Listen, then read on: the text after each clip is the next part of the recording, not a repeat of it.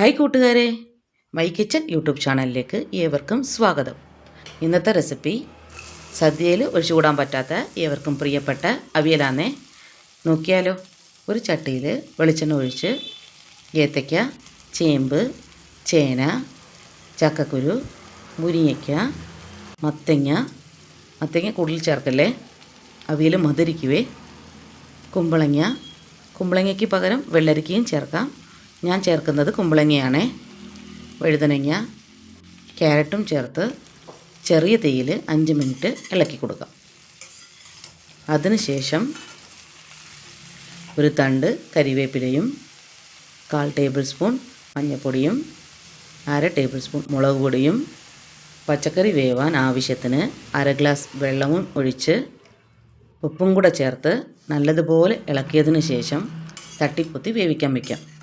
പച്ചക്കറി വേവുന്ന സമയം കൊണ്ട് നമുക്കൊരു അരപ്പ് തയ്യാറാക്കാം.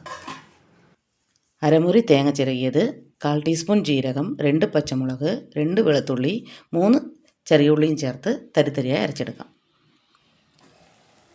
പച്ചക്കറി വെന്ത് കഴിയുമ്പോൾ ചെറുതായി ഇളക്കി കൊടുത്ത് അതിലോട്ട് അരപ്പ് ചേർക്കാം.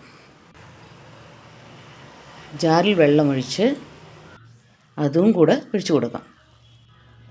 അരപ്പ് ചെറിയ തീയിൽ വേവിച്ചെടുക്കണേ, ഇല്ലെങ്കിൽ അടിപിടിക്കും. പച്ചക്കറിയും അരപ്പും കൂടെ മെല്ലെ യോജിച്ച് കൊടുക്കാം. പച്ചക്കറികൾ ഉടയാൻ പാടില്ല. അതിനുശേഷം കരിവേപ്പിലയും പച്ച വെളിച്ചെണ്ണയും കൂടെ ചേർത്താൽ നമ്മുടെ അവിയൽ തയ്യാറായി. വീഡിയോ ഇഷ്ടമായെങ്കിൽ ലൈക്ക്, ഷെയർ, സബ്സ്ക്രൈബ് ചെയ്യണേ.